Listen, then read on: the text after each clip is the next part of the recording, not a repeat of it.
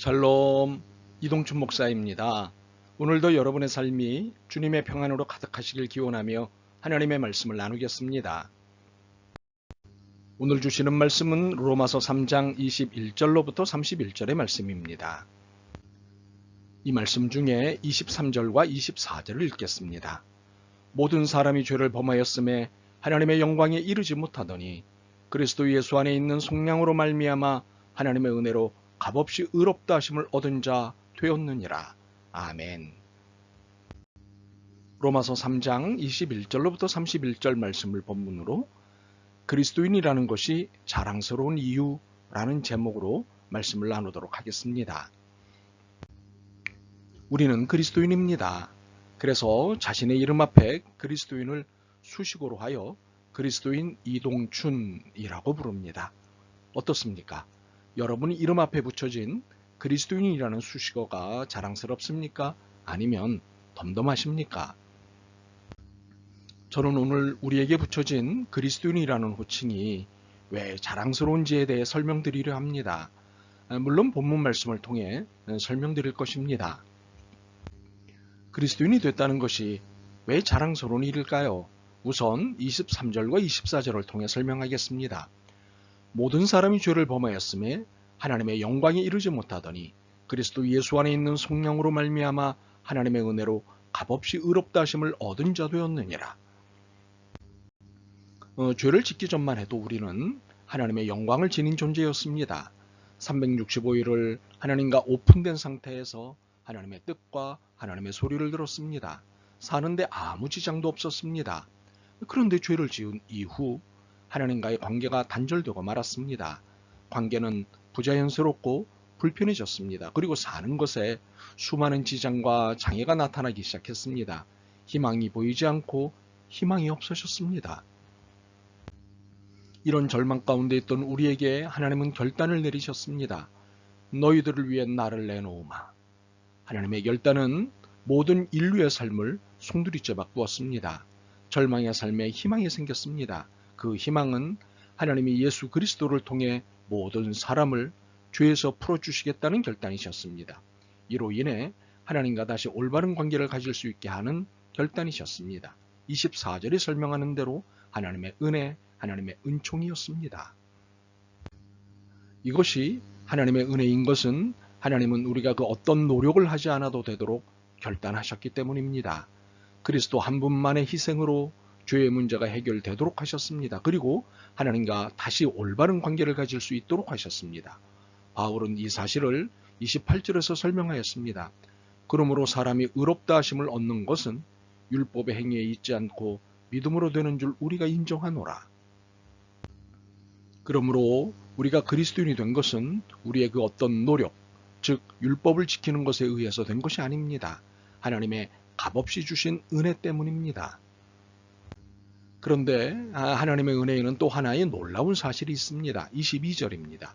곧 예수 그리스도를 믿음으로 말미암아 모든 믿는 자에게 미치는 하나님의 의인이 차별이 없느니라. 누구도 아무런 차별을 두지 않고 죄의 문제를 해결해 주셨다는 사실입니다. 하나님에게는 인종차별, 성차별, 빈부차별, 지역차별, 학력차별, 신분차별 등과 같은 차별이 없다는 사실입니다. 로마서가 쓰일 당시 유대인들은 차별주의자들이었습니다. 자신들은 선민이고 나머지는 비선민, 이방인이라고 차별하였습니다. 이들은 철저한 차별주의자들이었습니다. 하나님의 은혜는 이런 차별 행위를 단 한 방에 정리하셨습니다. 30절입니다. 할례자도 믿음으로 말미암아 또한 무할례자도 믿음으로 말미암아 의롭다 하실 하나님은 한 분이시니라.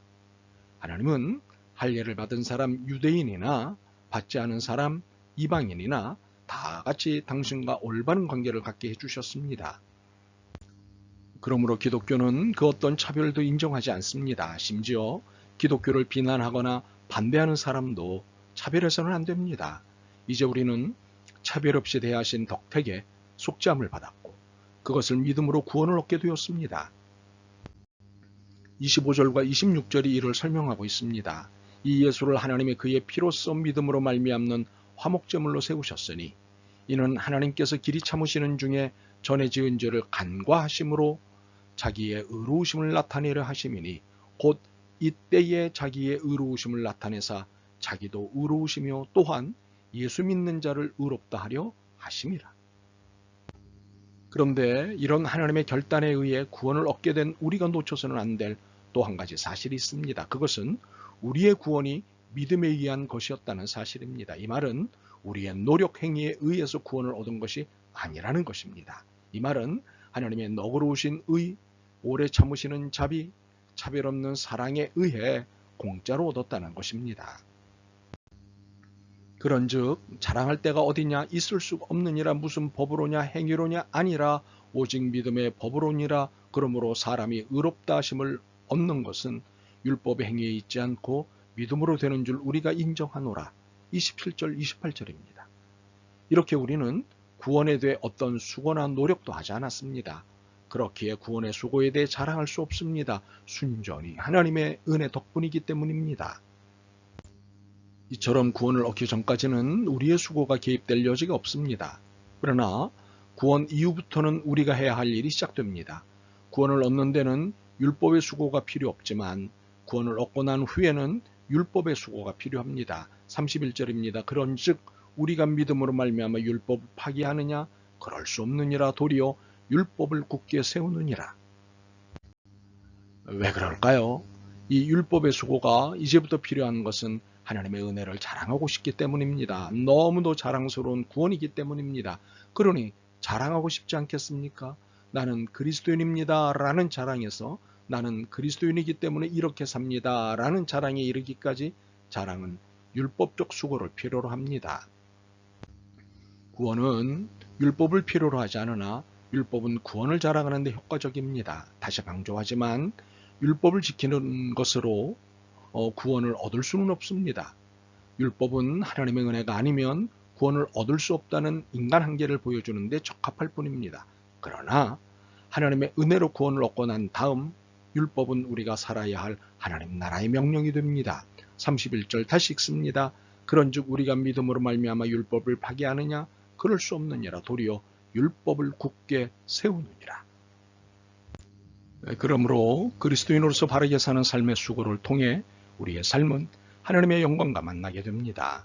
그런데 우리가 이 과정에서 자부심을 갖게 되는 것은 함부로 만날 수 없는 하나님의 영광을 만나게 된다는 사실입니다. 이 얼마나 신나는 일인지요. 이것은 그리스도인에게만 해당되는 것이니 그리스도인이라는 것이 자랑스러울 수밖에 없습니다. 할렐루야.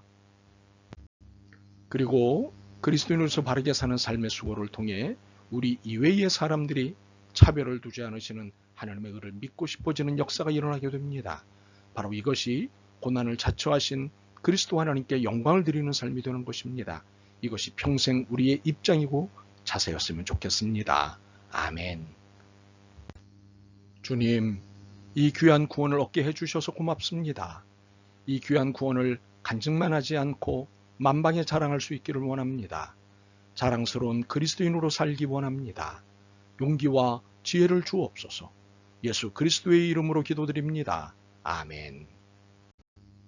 오늘도 여러분의 믿음과 삶을 응원합니다. 사랑합니다.